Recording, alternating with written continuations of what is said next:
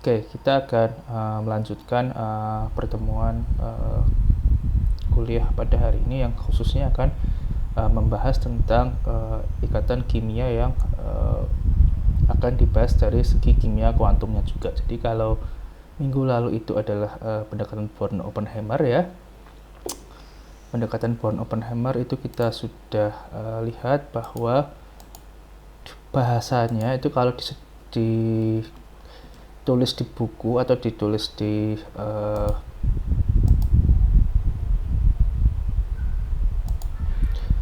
textbook itu mungkin hanya ditulis menjadi 1 atau 2 paragraf saja. Tetapi ternyata kita bisa melihat dari aspek fungsi gelombangnya atau aspek dari kimia kuantumnya, akan jauh lebih membahas tentang kimia kuantumnya. Nah, hari ini kita akan melihat kalau minggu lalu itu adalah pendekatannya bahwa dianggap elektron itu bergerak dengan kecepatan jauh lebih cepat dibandingkan dengan inti, maka inti itu bisa dianggap diam ya. Nah, sekarang kita melihat dari segi interaksi antar dua atom, atau nanti kita bisa melihat dari interaksi elektron dengan elektron yang akan kita sebut sebagai pembentukan ikatan. Nah, kalau di SMA atau mungkin di kimia dasar ya, ikatan ya terjadi kan karena kalau ikatan kovalen ya ada pembagian elektron atau pemakaian bersama elektron oleh dua atom, itu kan definisi dari ikatan kovalen ya. Kemudian nanti juga ada ikatan ionik ya, ikatan ionik di mana ikatan ionik itu satu elektron berpindah ke atom lainnya sehingga satunya bermuatan positif, satu lagi bermuatan negatif, dan ada interaksi tarik menarik antar dua atom itu yang mengakibatkan adanya ikatan ion seperti itu. Nah, sebetulnya akar dari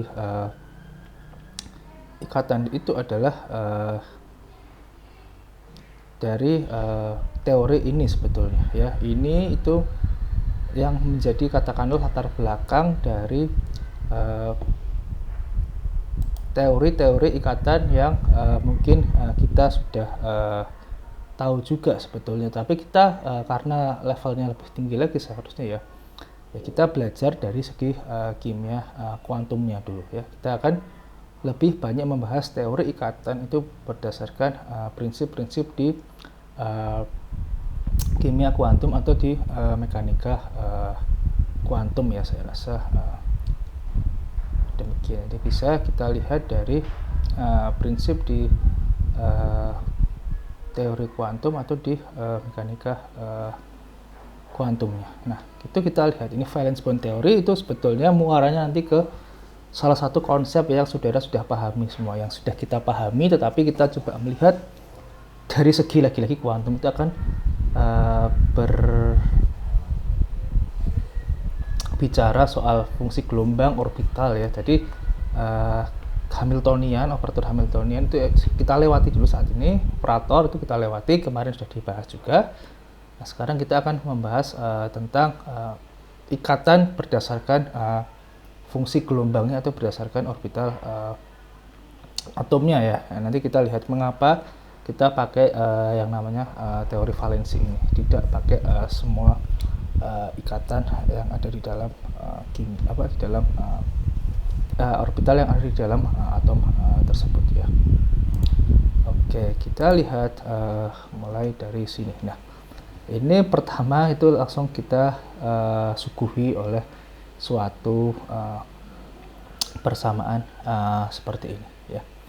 Sebetulnya apa makna dari persamaan ini ya.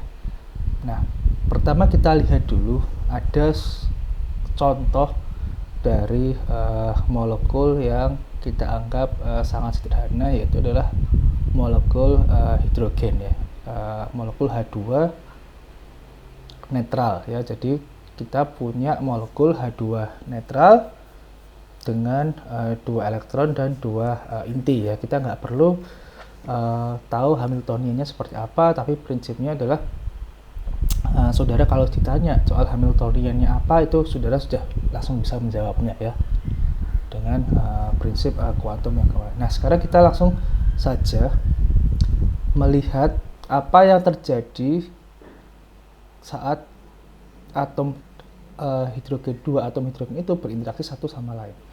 Ya, kalau di kimia dasar atau di kimia untuk SMA ya, mungkin tahu ya, langsung kita tahu bahwa mereka itu membentuk ikatan kovalen ya, betul ya. Mereka itu akan membentuk yang namanya ikatan kovalen. Tetapi ya kalau kita tahu itu ikatan kovalen, ya sudah sama saja selesai kuliahnya. Tapi kita lihat tinjau dari segi fungsi gelombangnya. Sebetulnya ikatan kovalen itu apa ya? Kenapa bisa suatu elektron itu dipakai bersama, atau pasangan elektron itu bisa dipakai secara bersama-sama ya? Kenapa elektron itu bisa dipakai secara bersama-sama? Sekarang kita lihat dulu. Kita lihat lagi-lagi melihat dari sudut pandang kuantum, dan jelasnya akan berbicara tentang fungsi gelombangnya ya, berbicara tentang fungsi gelombangnya. Oke, kita lihat apa makna dari notasi yang ada di dalam tayangan ini ya, atau yang di dalam slide ini. Sekarang kita coba lihat. Ini adalah kita berikan suatu gambaran saja fungsi gelombang dari ikatan kovalen itu ya. Fungsi gelombang dari ikatan kovalen itu. Saya berikan notasinya saja dulu, bahwa ini adalah fungsi gelombang dari ikatan kovalen ini dulu. Ini bisa betul, ini juga bisa salah, tapi saya kenalkan notasi dulu ya. Kita kenalkan notasinya dulu. Nah, sekarang kita tahu kan bahwa orbital yang dimiliki oleh hidrogen, atom yang terisi, adalah orbital 1s ya, betul ya, itu orbital 1s ya. Orbital 1s itu milik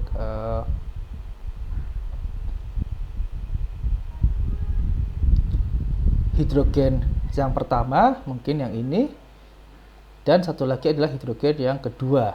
Jadi A di sini adalah maksudnya adalah orbital 1s atau orbital milik hidrogen yang pertama ya. Kita punya 3 notasi dulu di sini, atau 4 ya, 4 notasi. A di sini itu adalah orbital 1s yang dimiliki oleh hidrogen yang pertama ya. Kemudian B di sini adalah orbital 1s yang dimiliki oleh hidrogen yang kedua, hidrogen yang B ini ya. Kita pakai notasi A dan B saja. Tadi kalau saudara mau pakai notasi lain 1, 2 itu boleh, tapi nanti akan membingungkan dengan yang lainnya dengan notasi ini. Nah, kemudian alfa dan beta itu apa maknanya? Nah, kalau kita lihat A dan B itu adalah orbital hidrogennya ya, hidrogen yang di ruang ya, di ruang 3 dimensi. Sementara alfa dan beta ini maknanya apa? Maknanya adalah si orbital spinnya, spin orbitalnya. Apa maknanya? Alfa di sini adalah maknanya dia spinnya up, menghadap ke atas ya. Up di sini. Alfa itu kalau di kuantum atau di komputasi biasanya dengan notasi spin orbital itu adalah alfa. Ya, alfa itu menandakan bahwa si orbital itu memiliki spin up ya, spin up ya. Sementara beta itu menunjukkan bahwa orbital itu memiliki spin down, spinnya mengarah ke bawah. Ini lagi-lagi ini ada penyederhanaan secara visualisasi. Di kuantum yang betulan ya nggak akan seperti ini sebetulnya ya. Itu hanya penyederhanaan secara visualisasi. Tapi prinsipnya adalah alfa di sini adalah spin up, kemudian yang B di sini adalah spin down ya, spin yang menghadap ke bawah. Nah, fungsi gelombang itu kalau kita sudah berbicara soal spin juga, itu terdiri dari 2 bagian, yaitu adalah bagian spasialnya ini kita sebut sebagai spatial orbital, orbital ruangan, ya.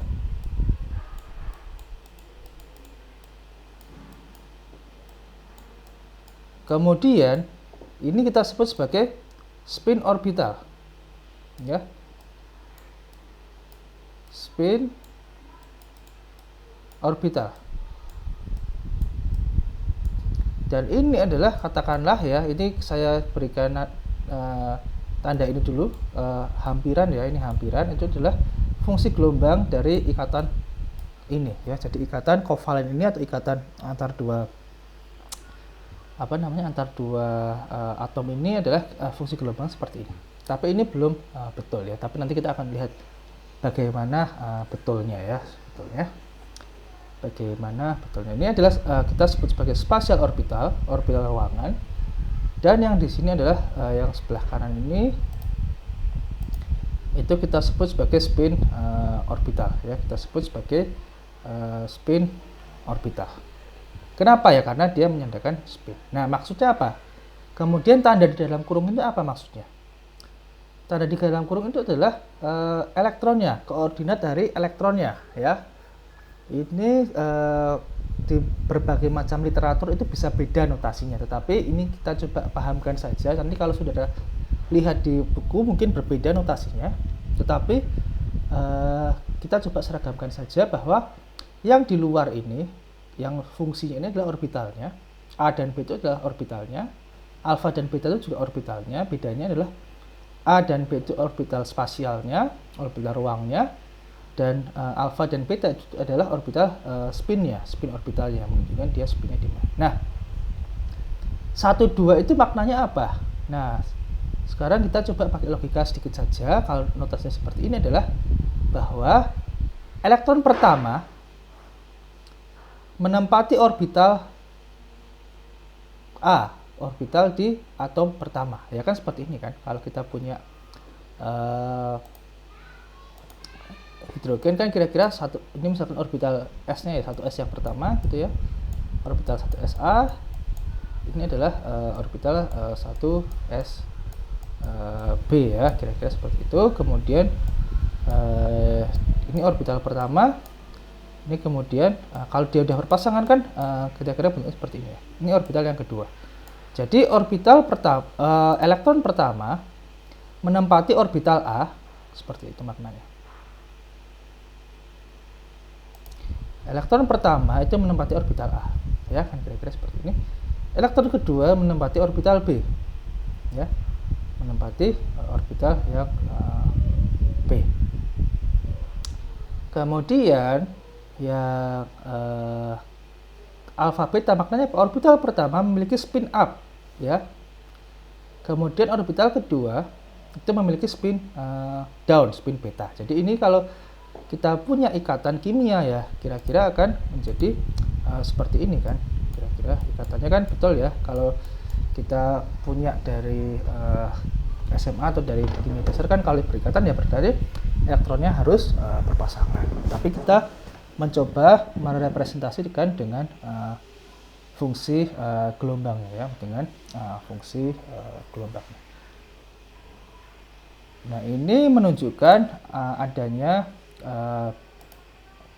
interaksi dari kedua orbital di sini ya. Nanti kita lihat juga bahwa sebetulnya ada interaksi yang menguatkan juga, dan juga ada interaksi yang melemahkan. Kalau di bahasa gelombang ya, mungkin dari fisika itu namanya interferensi. Interferensi bisa saling menguatkan atau bisa saling menghilangkan. Ini gelombang, karena kita berbicara soal gelombang, maka bahasanya juga kadang-kadang dimiripkan dengan gelombang itu aja. Gelombang itu juga ya. Ada istilah interferensi yang menguatkan, ada interferensi yang menghilangkan juga atau melemahkan. Seperti itu.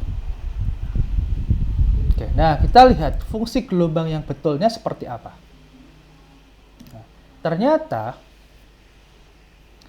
kita lihat di sini bahwa secara logis ya, secara pengetahuan kimia dasar kita itu menunjukkan bahwa kalau elektronnya itu berpasangan, ikatan kimia yang elektronnya berpasangan untuk atom, kasusnya untuk atom hidrogen ya, untuk molekul hidrogen ya, itu akan lebih stabil dibandingkan dengan yang elektronnya tidak berpasangan. Maksudnya seperti ini, ya. Singlet itu apa? Singlet itu adalah semua elektron itu berpasangan, ya, sehingga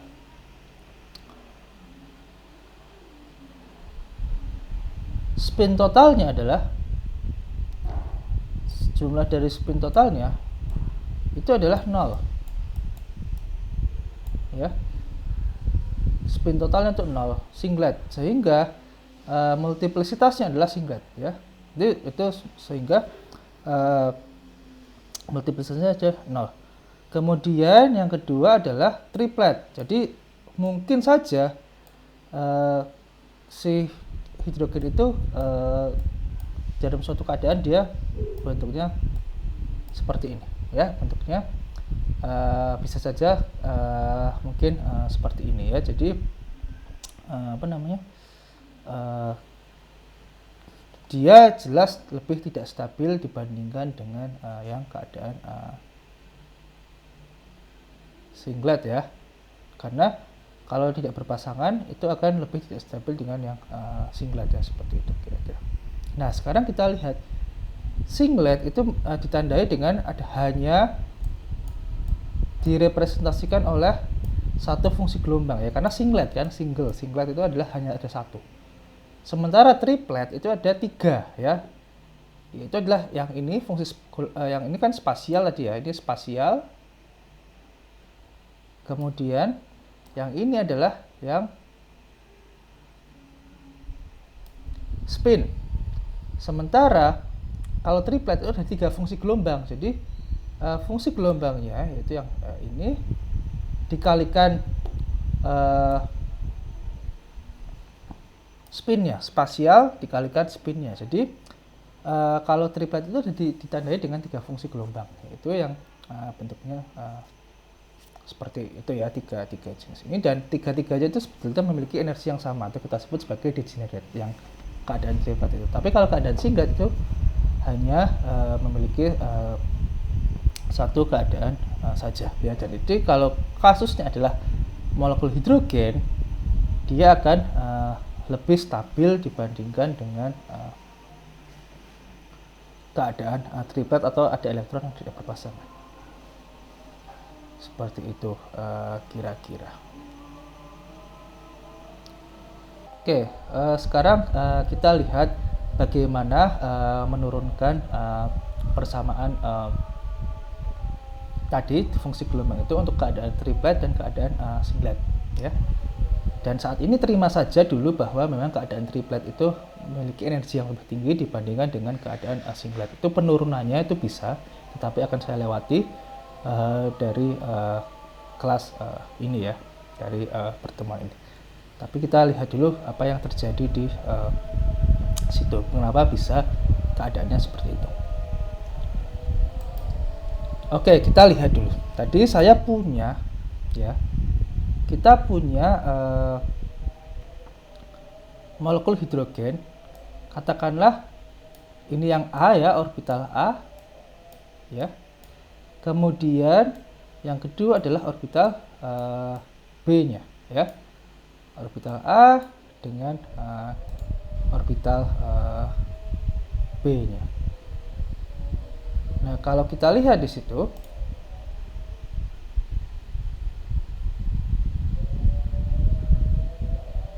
sebetulnya apa yang terjadi, ya? Kita lihat bahwa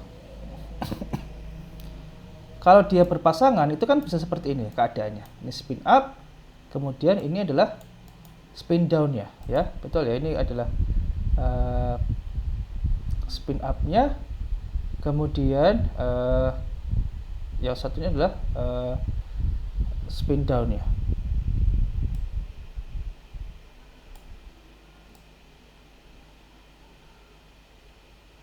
Betul, ya, keadaannya adalah seperti itu. Ya, ini adalah spin down. Nah, kalau seperti ini, itu kan kita lihat, ya, bahwa keadaannya adalah seperti ini. Satu, ini adalah keadaan yang kedua. Nah, bagaimana kita menyusun fungsi gelombang untuk yang keadaan seperti ini? Ini sebetulnya sudah ada di slide nomor 1 ya. Di slide nomor 1 ya. Nah, kalau seperti ini bagaimana kita melihatnya ya?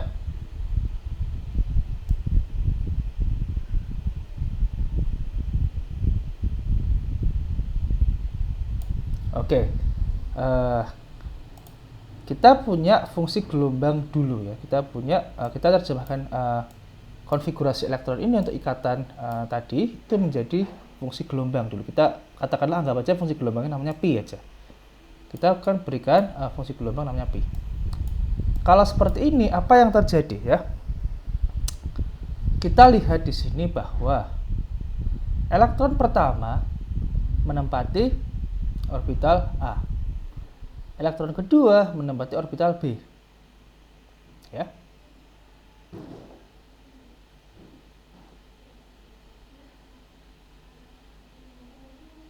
Elektron pertama menempati orbital A, elektron kedua menempati orbital B. Berarti secara sederhana kita bisa tuliskan fungsi gelombang spasialnya adalah seperti ini saja kan. A1 dikalikan B2 ya, ini B2 ya. Kemudian ini katakanlah fungsi gelombang spasialnya. Kemudian ini adalah fungsi gelombang spinnya dikalikan, gimana nih nulisnya? Alfa 1 dikalikan beta 2. Nah, benar kan seperti ini? Tetapi kan ada kemungkinan juga ya bahwa konfigurasi ini itu bisa berbentuk seperti ini kan. Alfa ini B ya, ini B ya, ini A, kemudian ini B. Itu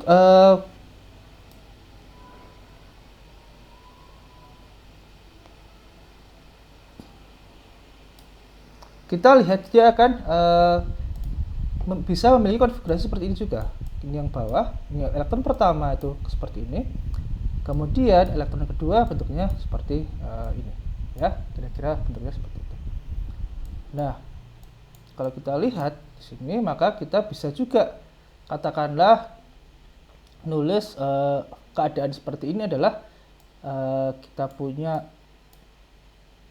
katakanlah fungsi gelombang kedua itu adalah sama dengan gimana bentuknya, seperti ini, sama ya, spasialnya kan sama.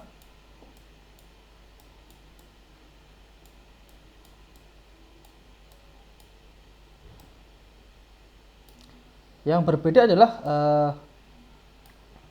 spinnya kan. Sekarang si beta itu yang ditempati oleh elektron pertama, ya kan?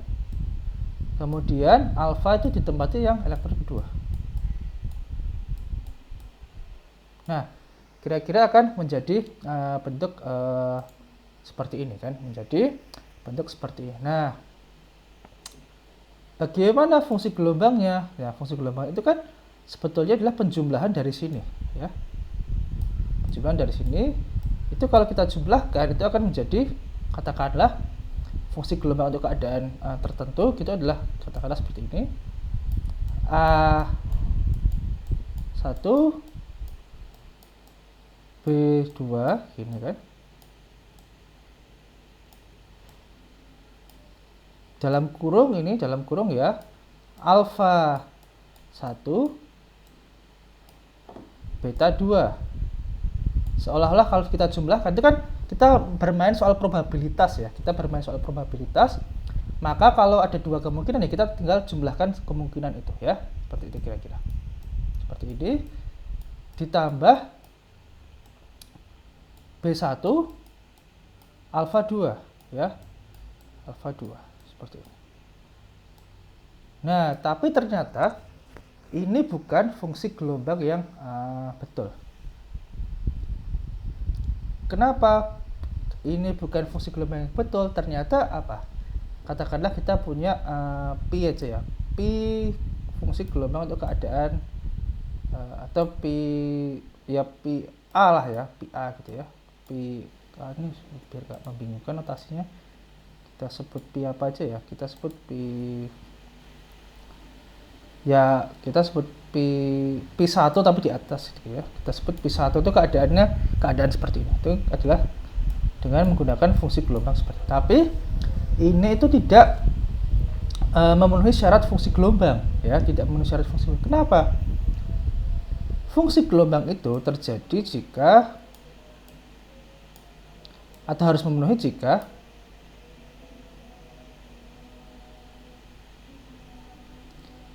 jumlah elektron itu dibalik 1, 2 itu nilainya harus bernilai negatif ya. Jadi kalau fungsi gelombang ini ditukarkan ke sini dan ini ditukarkan ke sini, itu nilainya harus negatif. Seperti ini. Misalkan jadi 2, 1 ya, menjadi bentuknya seperti ini, harus bernilai negatif. Maknanya apa sih sebenarnya? Ini konsep yang agak membingungkan memang ya, tapi saya katakan dulu, coba dilihat dulu, dicamkan dulu bahwa ini tuh akan betul jika fungsi gelombangnya, jika dipertukarkan elektron kedua berubah menjadi elektron pertama berubah menjadi elektron kedua, itu nilainya harus bernilai negatif. Itu yang kita sebut sebetulnya sebagai asas asimetrik, antisimetrik ya. Prinsip dari antisimetrik fungsi gelombang harus bersifat antisimetrik.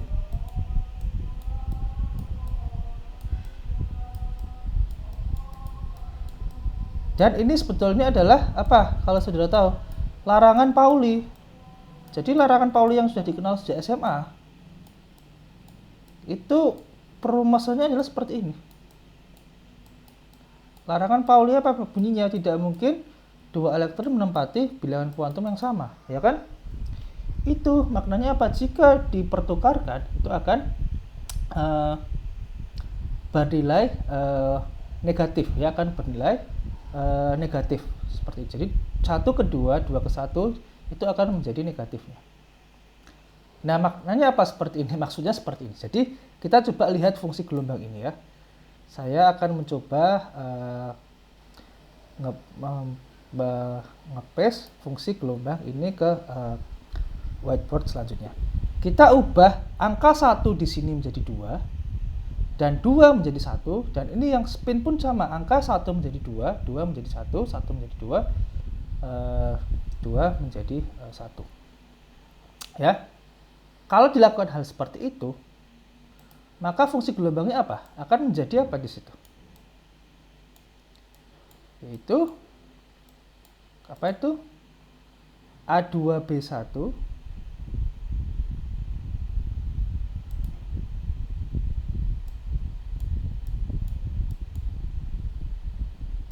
A2B1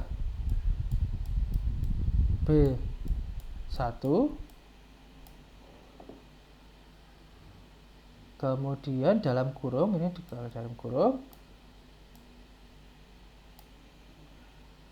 kurung menjadi alfa 2 beta 1 ya, alfa 2 beta 1,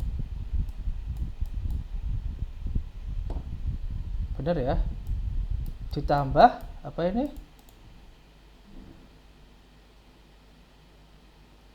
beta 2 alfa 1 tambah beta 2 alfa 1.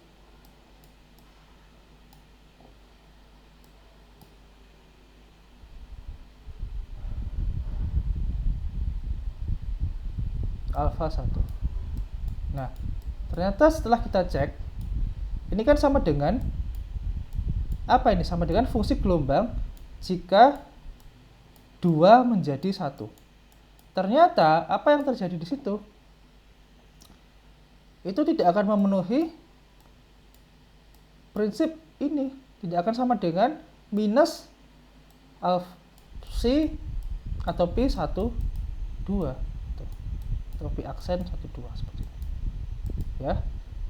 Misalkan kita punya fungsi gelombang itu dipertukarkan, maka tidak akan sama dengan seperti ini. Nah, ternyata setelah dicari dan juga dengan prinsip singlet itu akan bisa seperti ini.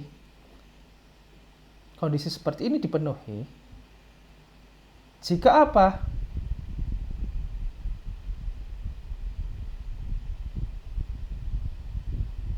Jika ini itu bernilai negatif ya, bernilai negatif, itu akan bisa dipenuhi jika ini bernilai negatif. Dan fungsi gelombang spasialnya seperti apa? Fungsi gelombang spasialnya ternyata adalah kombinasi linier dari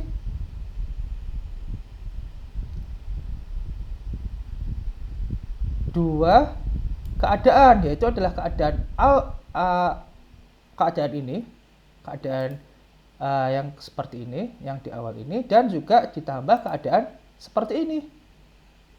Sehingga fungsi gelombang yang betul untuk keadaan singlet adalah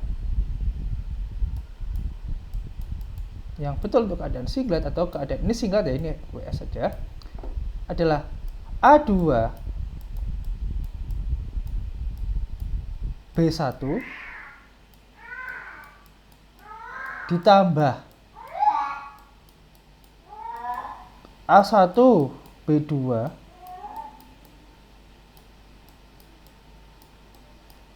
dikalikan fungsi gelombang spasial spinnya, yaitu adalah yang di atas ini, itu yang gimana? Alfa 2 beta 1 dikurangi, ini dikurangi aja ya, dikurangi di sini beta 2 alfa 1. Ini notasinya boleh berbalik-balik, jadi boleh ini dikurangi ini, atau boleh yang ini dulu dikurangi ini, terserah, boleh. Tapi yang penting adalah notasi di sini adalah dikurangi seperti ini. Jadi kita akan punya di sini untuk fungsi gelombang singlet adalah yang bentuknya seperti ini, dan itu akan sama dengan bentuk yang ada di slide kita ya. Jadi yang penting adalah mungkin saudara lihat ini akan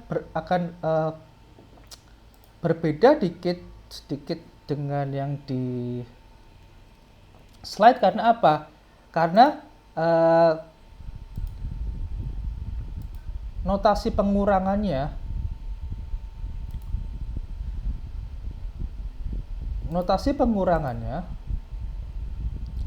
itu terbalik, tapi nggak masalah. Yang penting apa?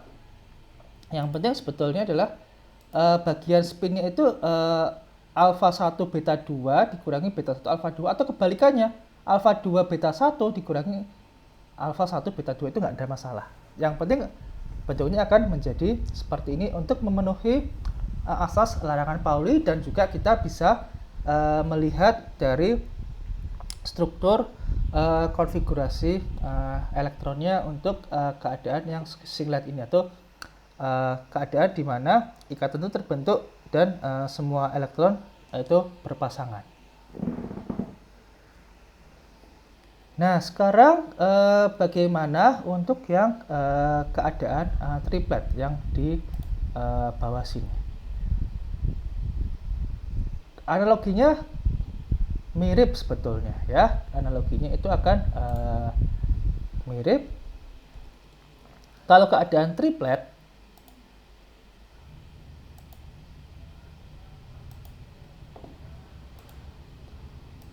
kalau kita punya keadaan triplet di situ, apa yang berubah dari struktur elektronnya? Kalau kita punya keadaan triplet di situ, apa yang berubah dari struktur elektronnya?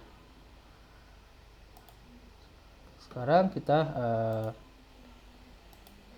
coba lihat ya, apa yang berubah dari struktur elektron di situ. Oke, kita mulai gambarkan dari konfigurasi dari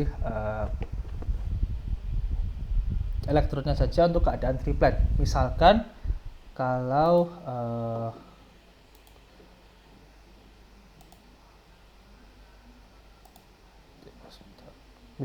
kalau si sistem itu memiliki spin triplet itu kan satu seperti ini ya, satu seperti ini. Artinya triplet itu maksudnya adalah dua elektron yang tidak berpasangan ya, dua elektron tidak berpasangan itu namanya adalah triplet ya, seperti ini. Ini kita punya dari orbital A dan juga untuk yang orbital B-nya. Sekarang gimana kita menyusun konfigurasi elektronnya? Kalau seperti ini, itu kan kita lihat ya, bahwa kalau keadaannya seperti ini, itu akan terlihat bahwa keadaan yang memungkinkan adalah seperti ini dulu, dan juga katakanlah elektron 2-nya pindah ke orbital A itu ya. Kemudian elektron ini elektron kedua, ini elektron yang pertama. Ini A dan B ya.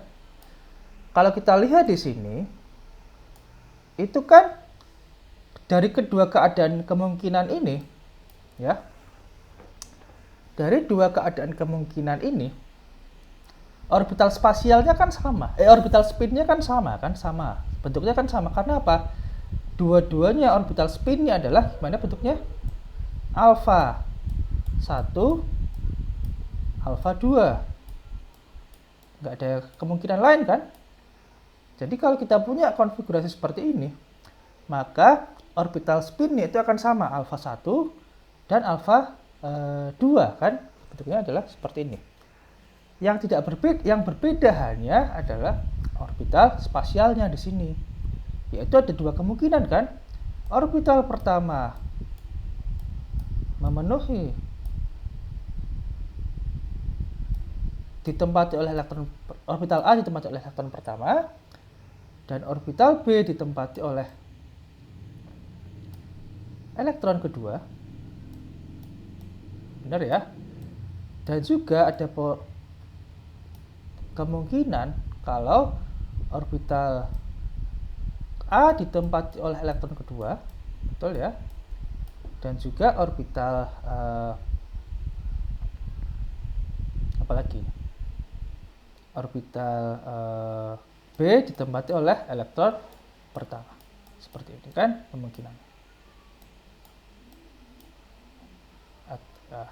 Sekarang kita lihat lagi dengan prinsip Pauli tadi, bahwa fungsi gelombang total itu misalkan yang triplet ya, katakanlah triplet ya, ini kan fungsi gelombang spasial dikalikan fungsi gelombang spin ya, berarti kan alpha 1 dikalikan alpha 2. Ternyata bentuk seperti ini itu tidak memenuhi persamaan Pauli tadi, asas larangan Pauli saja. Karena apa? Kalau kita punya bentuk seperti ini, orbital spinnya kan nggak bisa diganti-ganti lagi kan, dibolak-balik itu kan tetap sama kan, alfa 2 alfa 1, ya kan? Karena keadaannya seperti yang di atas ini. Jadi dibolak-balik itu elektron 1 ke A ke B itu sama, kemudian maka yang orbital spinnya akan sama. Yang kita bisa ganti-ganti itu adalah orbital spasialnya di sini. Yaitu ternyata kalau kita punya keadaan seperti ini dijumlah saja, maka dia tidak akan memenuhi asas larangan Pauli. Jadi kalau seperti ini, elektron kedua ditukar ke pertama, elektron pertama ditukar kedua, dan ini elektron ini ditukar ke sini, maka ternyata hasilnya apa? Pi 2 1 itu akan sama dengan, ini juga ya, yang spinnya juga ditukar ya, misalkan ditukar ke sini, kemudian akan ditukar ke sini, itu akan sama dengan apa? Fungsi gelombang 1 ke 2 itu akan sama dengan, dan ini tidak memenuhi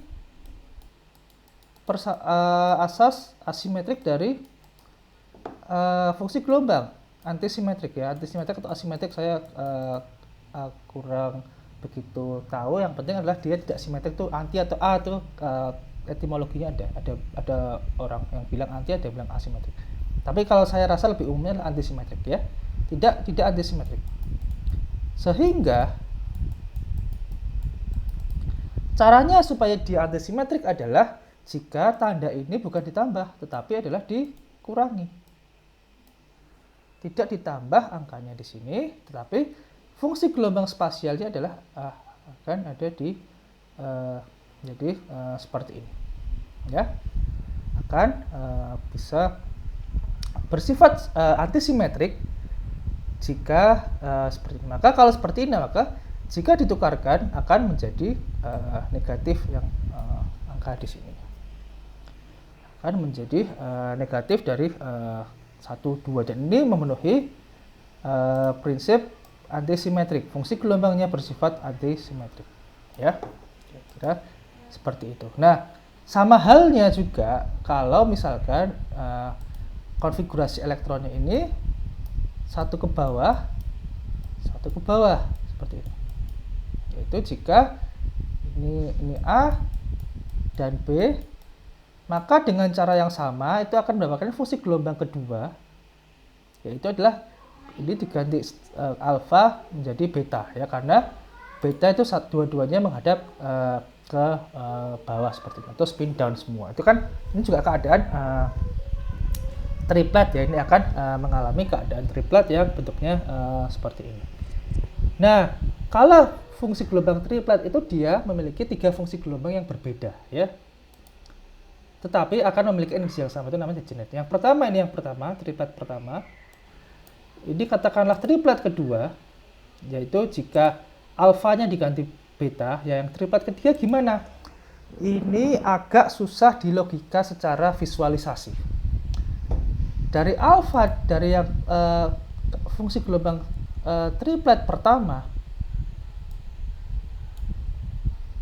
dan fungsi gelombang triplet yang kedua, itu kita mempunyai kesimpulan bahwa fungsi gelombang triplet yang ketiga, katakanlah seperti ini, itu harus memiliki fungsi gelombang spasial yang sama, yaitu adalah A1B2, katakanlah A1B2 dikurangi A2B1 ya, B1 itu akan memenuhi semacam ini. Tapi fungsi spasialnya bagaimana? Fungsi spinnya bagaimana? Semua keadaan itu kan sudah dicoba ya. Kalau triplet itu kan keadaannya kan seperti ini kan, 2 elektron nggak berpasangan kan, kira-kira seperti ini. 2 elektron tidak berpasangan kan, bisa up semua atau up down semua. Nah, yang ketiga gimana? Nah, yang ketiga ternyata memang susah divisualisasikan. Tetapi ternyata akhirnya dengan beberapa teori kuantum di situ akan mendapatkan prinsip bahwa Yang ketiga itu terjadi jika keadaan ini, jadi ini agak susah di logika, memang dia akan membentuk semacam seperti ini kan, ini 1, 2, kemungkinan lagi yang lain adalah gimana lagi ini, katakanlah yang pertama adalah seperti ini ya. Kita nggak perlu peduli dia di orbital mana kalau kita berbicara soal orbital spin ya. Ini satunya yang up dan satunya yang down, itu mirip dengan yang tadi spin, tetapi ternyata spin yang ketiga itu jika komponen spin masing-masing ini, spin ini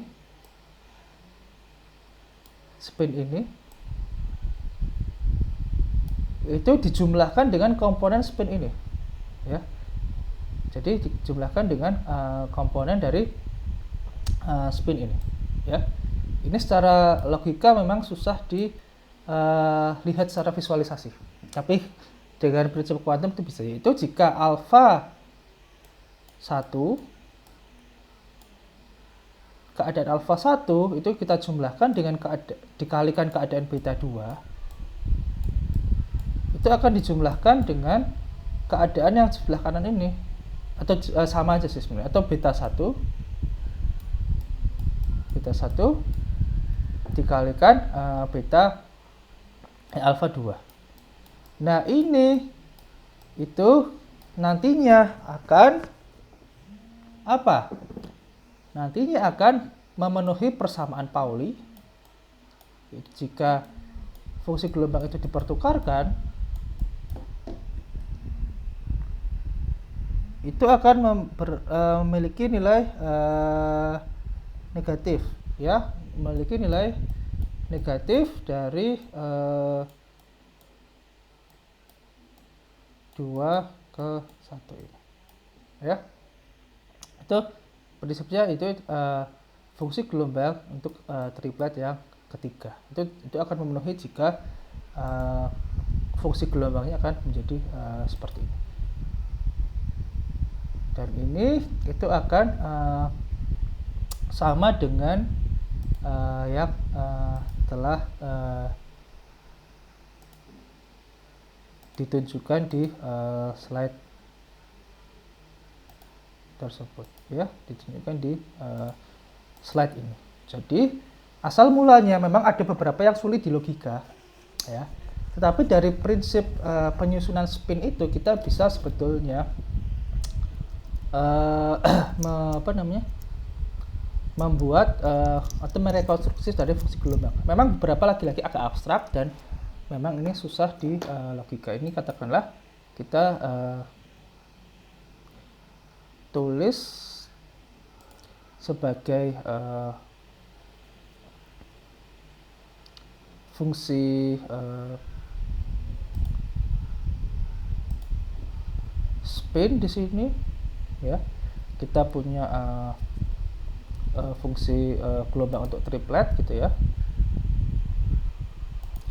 Katakanlah ini singlet, kemudian kita punya fungsi gelombang untuk triplet yang jumlahnya ada 3. Dan triplet itu untuk kondisi untuk atom hidrogen, untuk molekul hidrogen itu lebih tidak stabil dibandingkan dengan untuk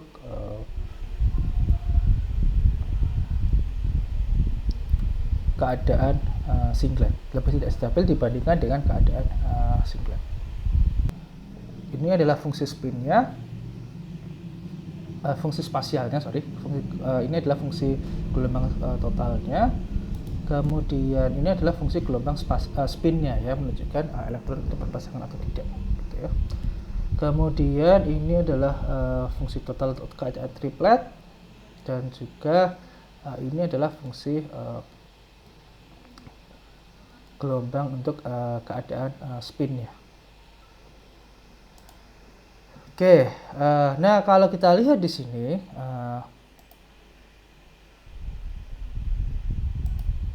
kalau kita lihat di sini, elektron density itu kan sebenarnya direpresentasikan oleh fungsi gelombang spasial ya. Ini kalau kita lihat ini penjumlahan kan. Ini penjumlahan sehingga kerapatan elektron itu akan semakin meningkat ya, karena ada penjumlahan di sini untuk keadaan spin singlet ini. Kemudian untuk keadaan spin dari untuk keadaan triplet itu, dia orbital spasialnya itu saling mengurangi kan, tidak ada masalah mana yang dikurangi dulu. Jadi itu akan mengakibatkan elektron density di ikatan ini itu akan lebih rendah dibandingkan dengan elektron density atau kerapatan elektron di di keadaan singlet ya, karena dia saling menghilangkan di sini. Jadi ini sebenarnya makna dari keadaan triplet untuk fungsi gelombang spasialnya.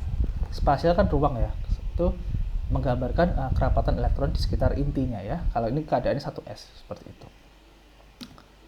Nah, ini kira-kira ilustrasinya di mana elektron itu akan berada di antara inti atomnya, sehingga kalau keadaan singlet itu akan mengakibatkan dia jelas lebih kuat dan lebih stabil molekulnya ya. Tetapi kalau keadaan singlet itu elektron justru akan berpusat di sekitar inti ya, dan kerapatan elektron di antara inti itu tidak ada atau lebih kecil ya, jauh lebih kecil dibandingkan dengan kerapatan elektron di sekitar inti, sehingga kita lihat di sini bahwa ini ilustrasi saja ya, bahwa ikatan ini akan lebih lemah dibandingkan dengan ikatan yang di keadaan singlet. Dan ini elektron di masing-masing atom ini kan sudah tidak berpasangan ya, jadi mungkin triplet dari H2 itu tidak ada sebetulnya ya, karena nanti juga sudah lihat dari order reaksi dan seterusnya itu akan order ikatan dan seterusnya itu akan melihat bahwa keadaan triplet untuk hidrogen ini tidak akan ada ikatan di antara kedua inti itu. Nah, itu sebetulnya adalah makna dari ikatan kovalen yang lagi-lagi kita sudah bahas dengan bahasa yang lebih mudah dibandingkan dengan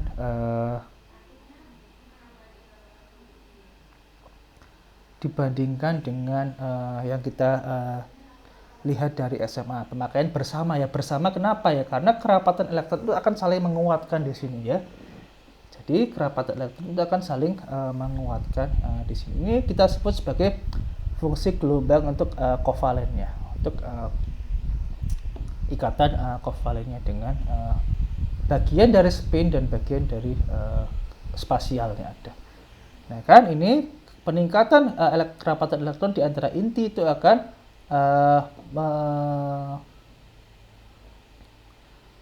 melindungi tolakan dari inti-inti, sehingga overlap atau tumpang tindih dari dua orbital atom itu akan lebih kuat, itu akan menyebabkan ikatannya akan lebih kuat. Nah, makna dari spinnya itu apa? Itu adalah untuk menunjukkan elektron yang berpasangan dan sesuai dengan teori dari Lewis ya. Kalau Lewis kan strukturnya gampang, kita gambar seperti ini ya.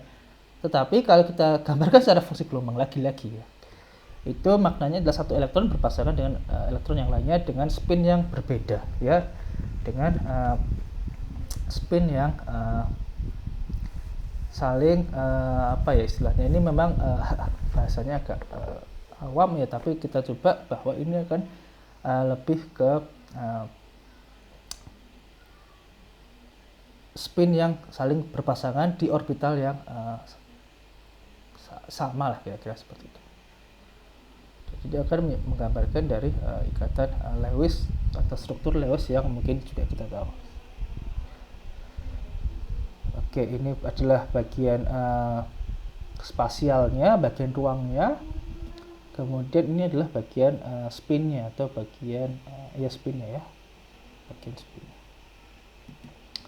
Nah, akhirnya kita melihat gambar-gambar juga, gitu kan? Kalau kita punya orbital dan orbital lainnya jelas bisa berinteraksi, maka bisa membentuk ikatan akibat penjumlahan ini ya, penjumlahan orbital ini. Kalau kita punya ikatan pada sumbu ikat, misalkan ini adalah sumbu ikatnya, misalkan di sini adalah sumbu X, itu berada pada ikatannya, ikatannya berada pada sumbu ikatan seperti S berinteraksi dengan S, karena S itu kan bola ya, bola di ruang 3 dimensi ya, bola dan bola itu akan saling menguatkan di sini, sehingga itu disebut sebagai ikatan sigma ya, ikatan pada sumbu ikatan. Orbital P dengan P pun juga sama, bisa membentuk ikatan sigma ya, karena kalau dia misalkan ini sumbu ikatannya di sini, berarti ini adalah ikatan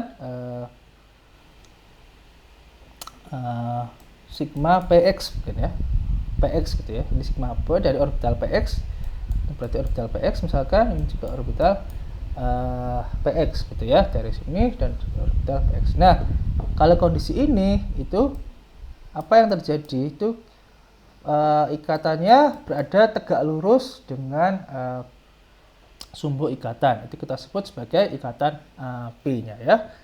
Dan jelas pada ikatan itu ikatan pada sumbu ikatan itu akan lebih kuat dibandingkan dengan ikatan yang tegak lurus dengan sumbu ikatan ya, karena di sumbu ikatan ini overlapnya akan jauh lebih kecil dibandingkan dengan overlap pada sumbu ikatan. Jadi logis kalau misalkan ikatan P itu akan lebih lemah dibandingkan dengan ikatan sigma. Nah, sebetulnya konsep ini nanti mungkin juga akan dibahas ya, bahwa ikatan sigma itu sebetulnya juga bisa melibatkan orbital D juga ya. Nanti mungkin ada contoh untuk yang struktur anorganik ya, molekul anorganik khususnya di kompleks ya, senyawa kompleks. Itu bisa juga nanti akan melibatkan orbital D dari atom logam milik senyawa kompleksnya ya, milik pusat dari senyawa kompleks. Tapi untuk saat ini kita tahu bahwa ikatan sigma dan P itu bisa dibentuk dari ikatan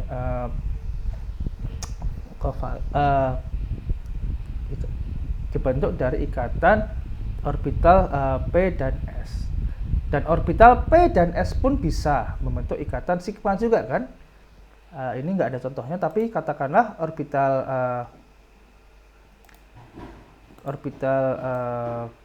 P gitu misalkan, ini P ya, PX gitu, dengan orbital S juga akan bisa membentuk ikatan sigma. Nah, ini juga ada satu lagi orbital ikatan yang tidak digambarkan di sini, yaitu ada orbital atau ikatan delta ya. Nanti sepertinya semoga akan sampai ke ikatan delta gitu ya. Bahkan ada sampai ikatan delta itu juga ada ya. Dan tapi kayaknya di atas ikatan delta secara eksperimen saat ini mungkin tidak ada ya. Di atas ikatan delta ada sigma, P dan delta ya. Delta itu biasanya melibatkan orbital D ya, sama dengan namanya ya, nama S sigma ya, P gitu ya, delta itu orbital D. Ini adalah kalau positif ketemu positif akan pasti saling menguatkan gitu kan. Nah, contohnya adalah di senyawa nitrogen. Ini saudara juga sudah tahu ya, bahwa konfigurasi atom dari nitrogen itu seperti ini. Ada PX, PY, PZ masing-masing tidak memiliki pasangan orbitalnya dalam orbital elektronnya dalam orbital itu, sehingga mereka membutuhkan pasangan gitu ya. Kira-kira mereka membutuhkan pasangan, dan karena katakanlah misalkan sumbu ikatan di sumbu X gitu ya, misalkan di sumbu X, ikatan di sumbu X, berarti ini orbital PX akan berinteraksi dengan orbital PX milik nitrogen yang kedua gitu ya, akan membutuhkan orbital PX di orbital yang kedua. PY mungkin berarti mungkin Y itu di sini ya, sumbu Y-nya itu di sini misalkan. Berarti yang ini yang tegak lurus ini adalah orbital PY. Yang ini itu adalah orbital PY katakanlah ya. Kemudian yang ke atas di sini ini adalah orbital PZ ya. Misalkan ini sumbu Z-nya di sini, berarti yang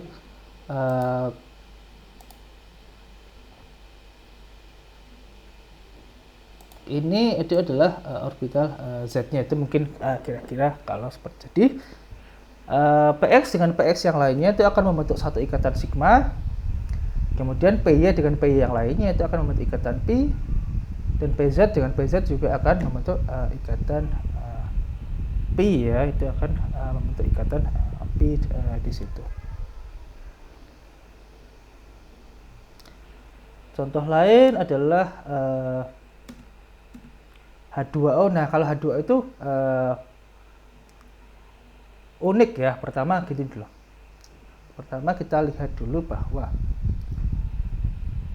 struktur H2 itu ada ya, dimana satu oksigen itu mengikat dua hidrogen kan. Karena kita bisa lihat bahwa orbital PY di sini dan PZ di sini masih tidak berpasangan misalkan ya. PX, PY, PZ itu sama-sama belum berpasangan. Nah, orbital ini akan berinteraksi dengan orbital 1s punya hidrogen ya, membentuk ikatan sigma. Nah, kalau seperti ini berarti sumbu ikatannya kan di sini. Ini yang di sini.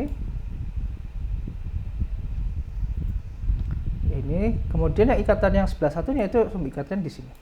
Jadi sebetulnya jangan terkecoh bahwa sumbu ikatan itu harus selalu sumbu XYZ gitu kan. Tapi sumbu ikatannya memang sumbu di mana yang menghubungkan garis yang menghubungkan antara inti dengan inti, itu sebetulnya sumbu ikatan tuh definisinya. Tidak harus selalu X, Y, dan Z ya. Dan kalau kita lihat di sini yang namanya hidrogen di sini itu kan hanya ada satu orbital yang terisi ya, yaitu 1s ya. Sehingga karena orbital 1s itu bentuknya sferis, berarti dia kalau mengikat dengan orbital P itu akan membentuk ikatan sigma. Itu adalah ini sebenarnya konsep yang selalu orang salah gitu ya, selalu banyak salah. Sigma itu orang bilangnya adalah, atau bukan, maksudnya kalian mungkin mengiranya adalah hanya dari P dengan P itu atau bukan, hanya dari S dengan S sigma. Tetapi S dengan P itu seperti yang sudah saya katakan di beberapa slide sebelumnya, itu bisa terbentuk dari ikatan 1s dengan orbital P punya oksigen ya. Dan ini sedikit banyak sebetulnya menjelaskan mengapa sudut ikatan dari HOH itu 90 derajat, walaupun kita tahu bahwa tidak betul-betul 90 derajat kan. Justru malah deviasi dari 90 derajat cukup besar ya untuk ukuran ini. Tapi kita coba lihat dulu sampai sini bahwa ada konsep yang menunjukkan dia itu berikatan, dan karena PX dan PY itu tegak lurus, berarti sudut ikatannya saat itu dikira 90 derajat ya, seperti itu. Nah, ini konfigurasi elektronnya. Kemudian ini sama juga, saya tidak akan mengulangi lebih lanjut lagi. Prinsipnya sama, bahwa ada 3 orbital yang tidak terisi, dan masing-masing orbital itu akan berikatan dengan atom hidrogen ya, dan sudutnya adalah 90 derajat, dekat 90 derajat. Nah, tetapi ada kondisi tertentu, yaitu di mana adanya fenomena ikatan karbon dengan hidrogen. Dan kita semua tahu ya bahwa karbon itu tangannya 4, yaitu kalau di SMA ataupun di tingkat 1 mungkin ya, itu selalu berkata bahwa atom itu karbon itu adalah memiliki 4 ikatan. Nah, kenapa bisa menjadi seperti itu? Ya, pertama kita lihat, kalau misalkan kita pakai prinsip yang sebelumnya tadi, bahwa hanya ada 2 elektron tidak berpasangan di karbon, maka karbon itu kan seharusnya tangannya ada 2 saja, ya kan? hanya ada dua saja. Tapi ternyata faktanya di eksperimen itu karbon itu bisa mengikat 4, bahkan dia itu stabil dengan 4 ikatan, ya, stabil dengan 4 ikatan. Apa yang mengakibatkan hal menjadi seperti itu? Itu kita punya 2 elektron yang tidak berpasangan di orbital milik karbon. Nah, ternyata ya ini saya sedikit banyak ulangi lagi dengan konsep yang lebih baru, sebetulnya lebih detail konsepnya. Elektron dari orbital 2s itu seolah-olah bisa berpromosi ke orbital kosong di 2p, ya kan? Seolah-olah bisa berpromosi di orbital kosong milik 2p. Tapi ini sebenarnya konsepnya menurut saya kalau udah belajar detail sekali ini agak absurd. Kenapa?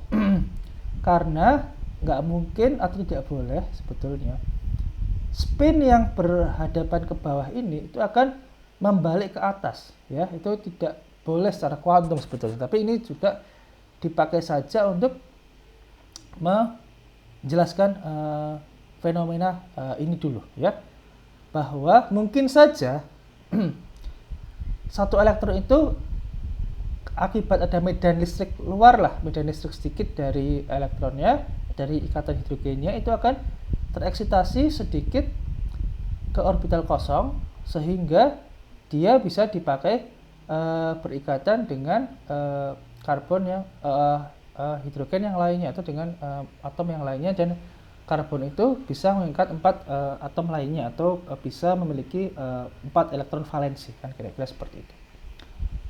Tetapi kalau dengan konsep ini tadi, pertama selain bahwa tidak mungkin spinnya itu berubah, ya, tidak mungkin ada spin berubah. Yang jadi masalah adalah ini masih tidak ekivalen, ya.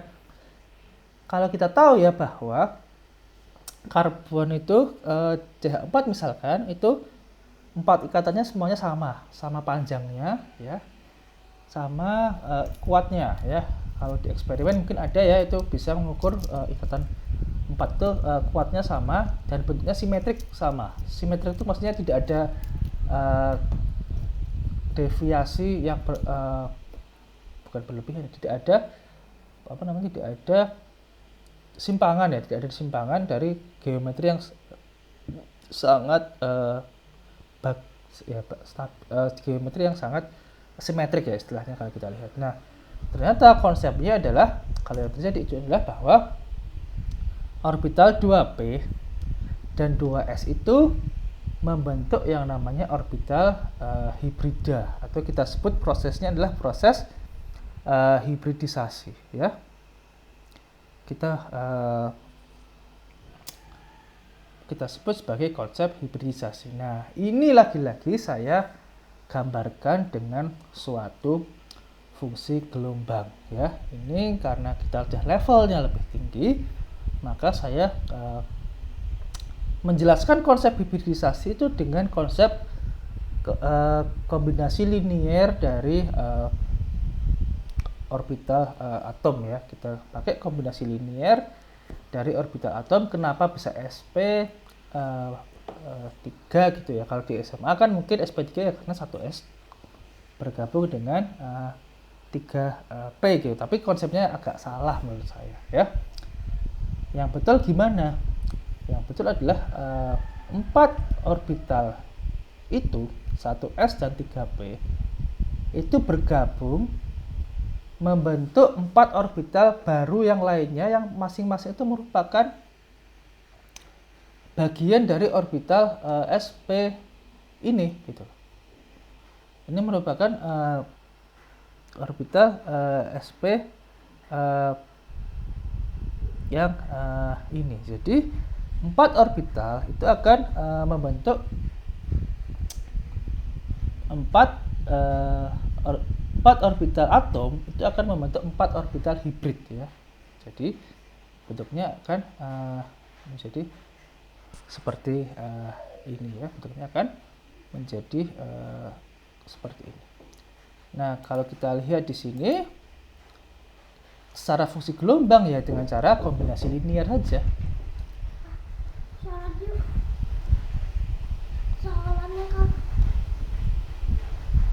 Yang dua akan membentuk orbital hibrida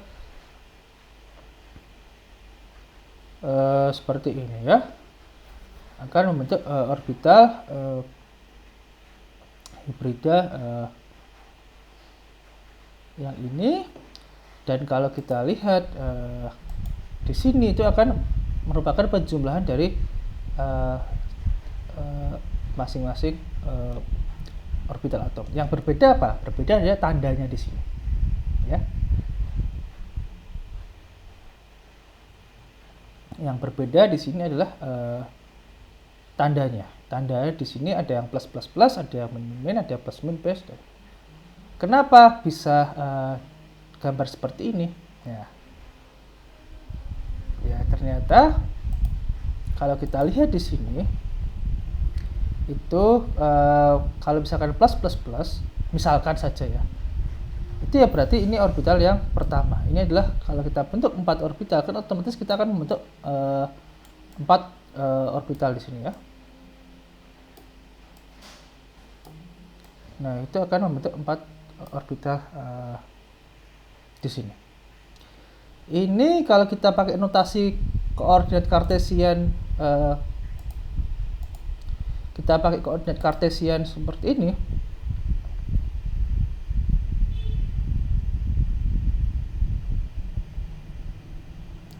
Kita pakai koordinat kartesian yang sebelah kanan ini, maka yang plus plus plus itu ada di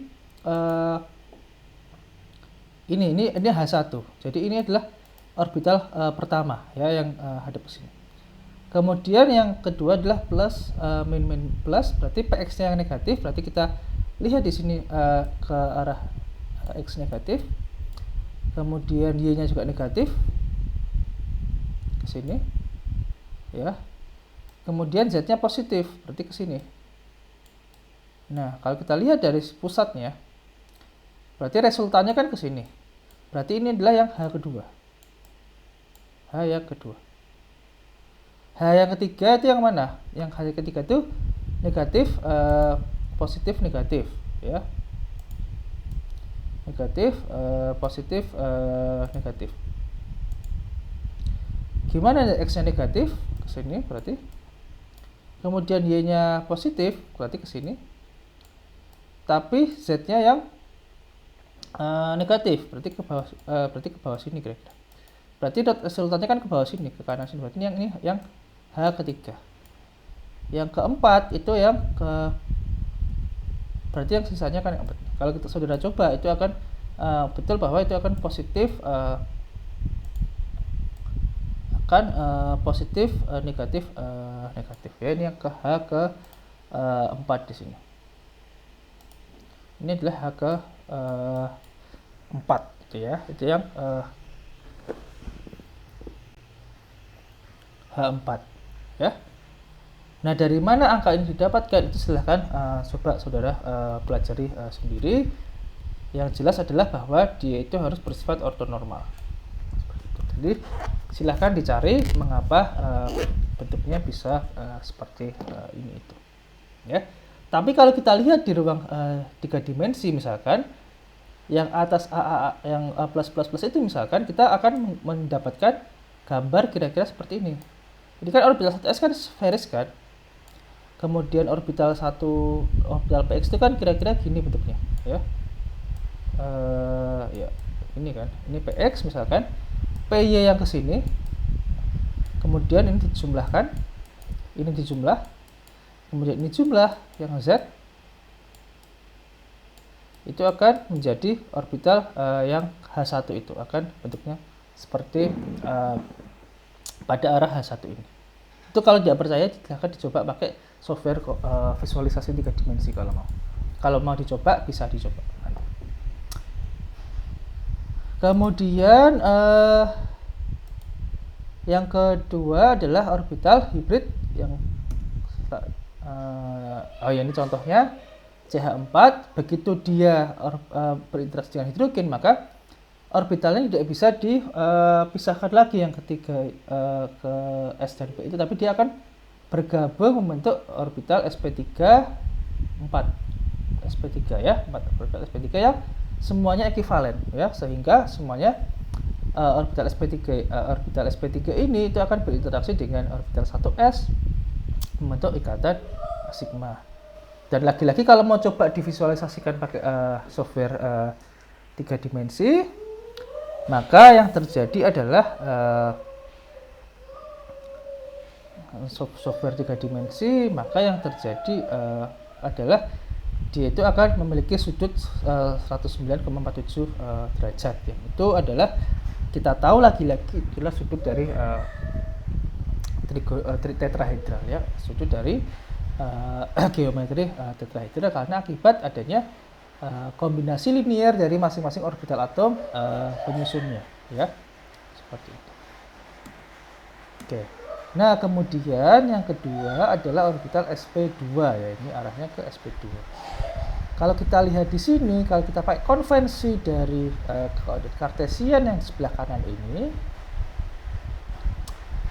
maka kita bisa gambarkan visualisasi supaya mudah saja. Ini kan sp2 seharusnya ada 2 orbital p di sini, tapi kenapa yang H1 itu hanya ada 1? Ya karena itu seperti hanya dalam tanda kutip untuk mempermudah visualisasi kita dan untuk mempermudah katakanlah nantinya ya komputasi kalau mau ya. Kenapa seperti itu? Kalau kita pakai notasi atau konvensi yang di sebelah kanan ini, konvensi koordinat kartesian sebelah kanan ini, maka kita lihat ya bahwa orbital hibrid itu kan 1s itu akan berinteraksi dengan 2p, itu akan menghasilkan 3 buah orbital di sini ya. Tetapi akan jauh lebih mudah penulisannya dan pembuatan koefisien di depannya ini jika salah satu orbital hibrida itu berimpit dengan salah satu sumbu kartesian ini antara x atau y ya, karena ini kebetulan y. Berarti ini adalah PY ditambah orbital S. Jadi kalau yang di sebelah atas ini, yang konvensinya yang di kanan ini, yang di sebelah sini itu adalah, ini sebetulnya kalau kita gambarkan secara visualisasi itu merupakan jumlah dari orbital yang bundar ini ya, S ini 1S atau 2S ya, 2S berinteraksi dengan orbital PY ini ya, plus di sini. Ini yang minus. Sehingga dia akan menghasilkan orbital pada sumbu Y ini ya, pada berhimpit dengan sumbu Y ini. Itu akan jauh lebih mudah. Nah, sisanya gimana ya? Sama saja. Bahwa sisanya itu harus sisanya harus bersifat ortonormal juga, sehingga akan menghasilkan 3 buah orbital hibrida dengan masing-masing koefisien di depannya ini. Kenapa ada akar 2, kenapa ada akar 3/2, kenapa ada akar minus akar setengah? Itu silahkan cari sendiri juga ya. Itu silahkan cari sendiri, dan saya yakin banyak sumber di sana yang menyatakan kenapa dia itu angka di depan itu akar 3/2 dan seterusnya. Yang jelas adalah lagi konsep kuncinya adalah dia orbital-orbital tersebut harus bersifat ortonormal ya. Dan kalau misalkan ada orang iseng gitu ya, saya pakai konvensi seperti ini konvensi ini X, sumbu X, kemudian ini sumbu Y, saya misalkan mau taruh satu sumbu di sini, itu juga boleh, nggak dilarang.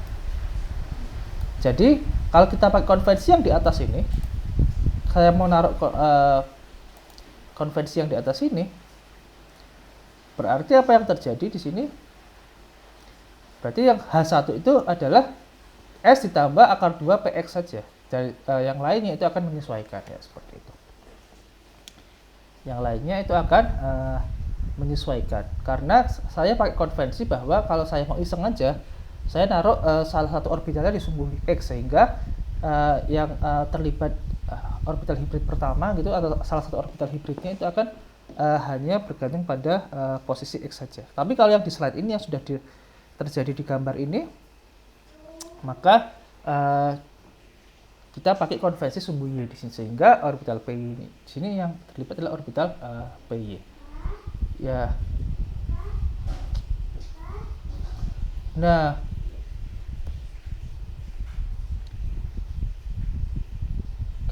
kita lihat di sini contohnya lagi-lagi adalah asetilen etilen ya. Akan membentuk orbital hibrid di sini ya. Ternyata hibridnya adalah sp2 yang satu elektron, sehingga yang satu ini dipakai berikatan P ya, ikatan P-nya gitu ya. Yang tiga ini akan berikatan sigma ya, dengan sigma ya, dengan karbon lainnya ataupun orbital 1s dari hidrogen ya. Jadi salah satu dari tiga orbital ini akan dipakai untuk berikat. Berarti logikanya mungkin yang PZ aja ya. PZ itu akan berikatan dengan orbital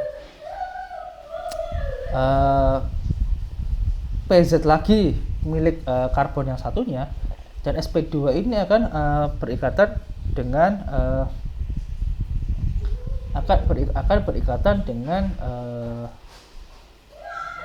orbital sp milik karbon lainnya atau milik 1s milik hidrogen. Dan ini juga menjelaskan bahwa ikatannya memiliki sudut 120 derajat, sudut ikatan mirip 120 derajat karena mereka itu segitiga ya. Nah, terakhir adalah orbital sp ya, orbital sp di sini. Jadi dia adalah kombinasi linear dari 1s dan 1p. Di sini juga lagi-lagi p-nya boleh pakai salah satu dari px, py, pz, tergantung kita letakkan konvensi sumbu ikatannya ada di mana ya. Kalau ini ternyata juga koefisiennya hanya ada 1 di sini ya. Koefisiennya ada 1 terus 1. Kenapa akar 2 juga itu lagi-lagi tolong nanti silahkan coba cari sendiri, dan lagi-lagi saya tekankan prinsipnya adalah prinsip ortonormalitas ini. Apa itu ortonormalitas? Itu sudah saya dibahas di kimia kuantum sebelumnya. Nah, contohnya di sini adalah asetilen atau etuna ya. Juga sudah tahu ya, sp itu akan berikatan dengan sp lainnya atau berikatan dengan orbital 1s untuk hidrogen, sementara sisanya 2pz dan py misalkan itu akan berikatan dengan 2pz dan 2py lainnya, itu membentuk ikatan p di situ. Dan itu jelas mengakibatkan adanya struktur linear dari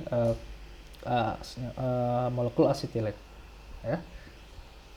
Dibandingkan dengan hidrogen, kenapa hidrogen itu dia juga sama-sama punya elektron nggak berpasangan 2 tapi bentuknya V gitu ya, jadi berbeda. Nah, yang terakhir adalah ya pasangan sunyi atau elektron yang tidak berpasangan ya.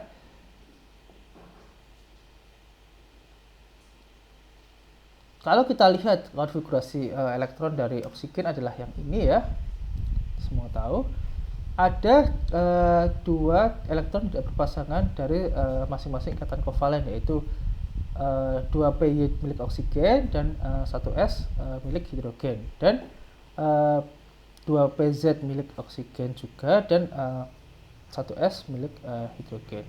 Nah, dua elektron valensi yang tidak berpartisipasi di dalam ikatan kimia itu disebut sebagai pasangan tidak berikatan atau pasangan sunyi. Sunyi atau sendiri gitu ya, pasangan elektron tidak berpasangan ya. Jadi kalau di sini konteksnya adalah milik oksigen 2s 2 dan oksigen 2p 2 ya. Nah, pasangan elektron bebas atau tidak berikatan, pasangan elektron yang tidak berikatan itu adalah bagian dari kerapatan elektron yang tidak melindungi tolakan inti-inti dan juga tidak distabilkan oleh tidak distabilkan oleh muatan inti.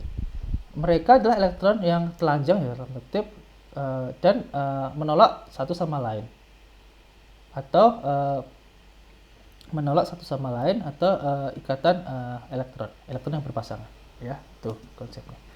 Nah, ini contohnya ada di molekul hidrogen. Tadinya kalau kita pakai konsep tidak terhibridisasi, maka seharusnya adalah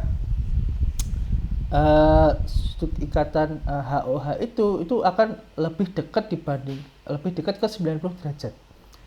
Tetapi kalau kita lihat bahwa faktanya adalah sudut ikatan dari hidrogen itu adalah 104,9, itu lebih dekat ke tetrahedral dibandingkan dengan sudut siku-siku ini, maka kita bisa sebetulnya ambil kesimpulan bahwa pasangan elektron bebas di sini, pasangan elektron tidak berikatan di sini, itu akan terhibrid juga sebetulnya, masuk ke orbital hibridnya juga, dan membentuk elektron yang terisi di sp3 di sini, dan itu akan mengakibatkan sudut ikatan dari H2O itu akan lebih dekat ke sudut ikatan tetrahedral dibandingkan dengan sudut siku-siku kita, karena kalau sudut siku-siku berarti si elektron itu tidak berhibridisasi, tidak menolak satu sama lain, ya, kira-kira seperti itu.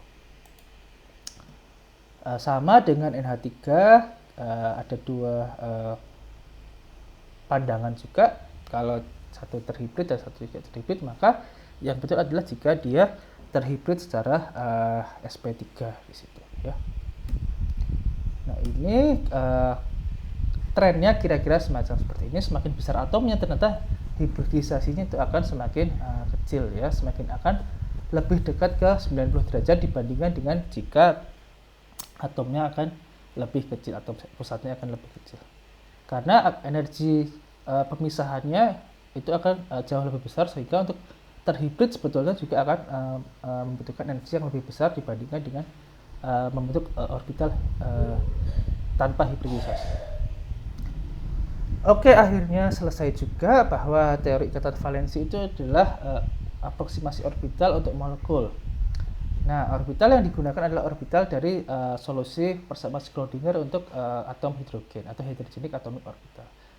Kemudian teori ikatan valensi itu menjelaskan struktur Lewis, di mana ada alfa dan beta spin untuk setiap ikatan, dan juga menjelaskan adanya ikatan sigma dan pi, adanya promosi dan hibridisasi, serta pasangan elektron yang tidak berikatan.